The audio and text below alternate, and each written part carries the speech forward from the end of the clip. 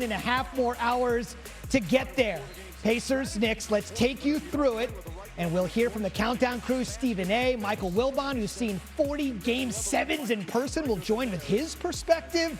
Indiana dominated inside after being dominated in the paint in game number 5. And the team that's dominated the rebounding battle and inside has generally been dominant in the series back and forth game. And then Pascal Siakam battling here with Josh Hart, who grabs his abdominal here.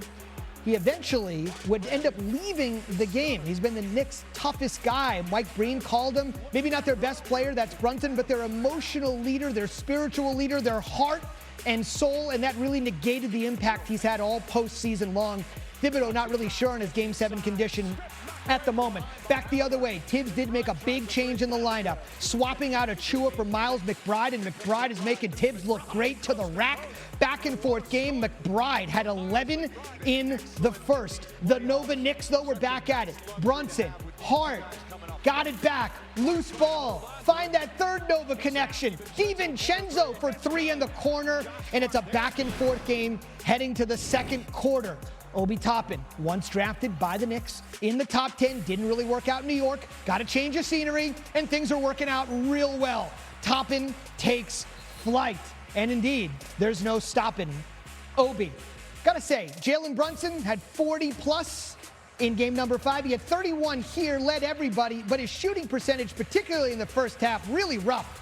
5-point first half for a guy that's had 5 40-point games in the postseason. A little bit too much from Indiana. Rick Carlisle said, look, we got to come out with energy. If we don't come out with energy, this thing is over. And in the final stages of the first half, this is the only number you need to know.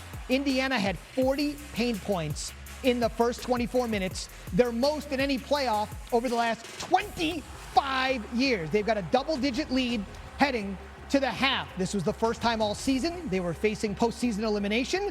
They were looking to go to 6-0 at home in the playoffs. The home team, as you well know, has won every game of the series. In the third, Turner, put back.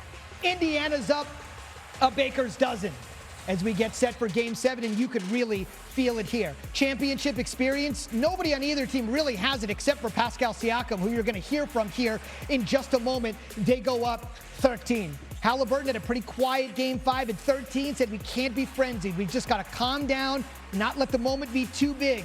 The rim looked huge. Pacers up 17. And then Brunson did his best. He actually had a really good third quarter. Had 14 in the third quarter to the rack. Wild shot, won't fall. Hart, it won't fall. Back the other way. This is a good time to remind people the Pacers had the highest scoring bench in the NBA this season. McConnell off the reserve unit, up and in. They're up 13, heading to the fourth.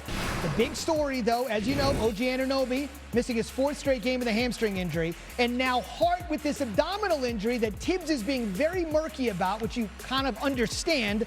He subbed out, would not return. The Knicks have 5 guys on the injury report, 39.5 hours away from a game that could either save or end their season. Pacers fan knew this was the last time you might see these guys at home, so everybody stayed on their feet, even though they knew this thing was a wrap. And then the guy that was a former Knick, now a Pacer, finishing the deal, 116-103, Game 7, winner go home at the Garden, Sunday, 3:30 Eastern on your local ABC station. Pascal Siakam, championship medal coming through tonight.